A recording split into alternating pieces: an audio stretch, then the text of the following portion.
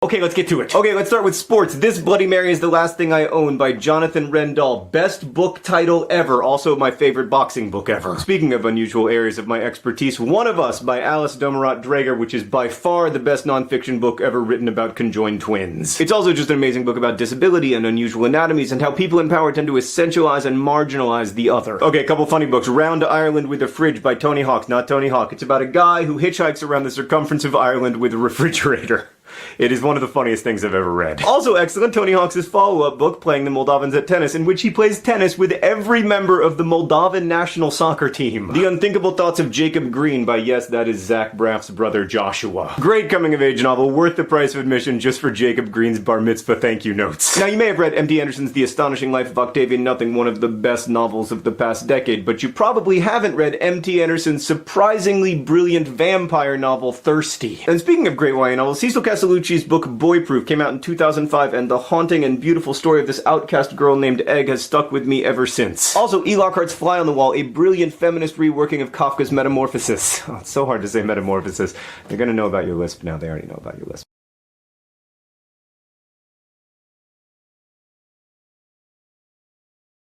No, just...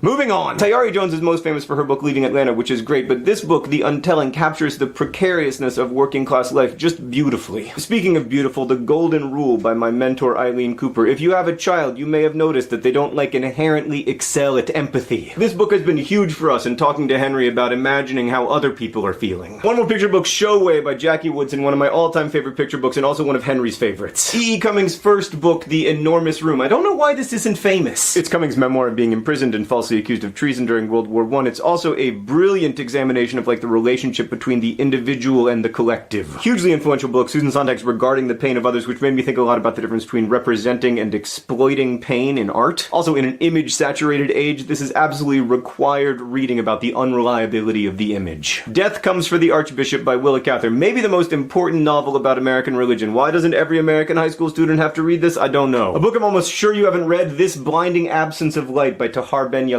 I'm probably saying his name wrong, I apologize. It's that name. This book fictionalizes the story of real political prisoners who lived for decades in complete darkness in 6-foot by 3-foot rooms. It's a little intense, but it's really, really good. Speaking of which, Kendra by Co Booth. Her first book, Tyrell, is more famous. I like this one just as much. The Optimist's Daughter by Eudora Welty. Out of fashion these days, but I think the best book by one of the best 20th century writers. Speaking of the South, Will You Miss Me When I'm Gone? The Carter Family and Their Legacy in American Music. This book inspired an early Vlogbrothers video, link in the doobly-doo, but it's also just excellent. And finally, The Last Summer of Reason, a novel about a bookstore owner who lives in a country overtaken by extremists who believe that art is evil. So there you have it, 18 books I love that aren't bestsellers but should be. I look forward to your suggestions, Nerdfighters. I will see you in comments. Hank, I'll see you on Friday.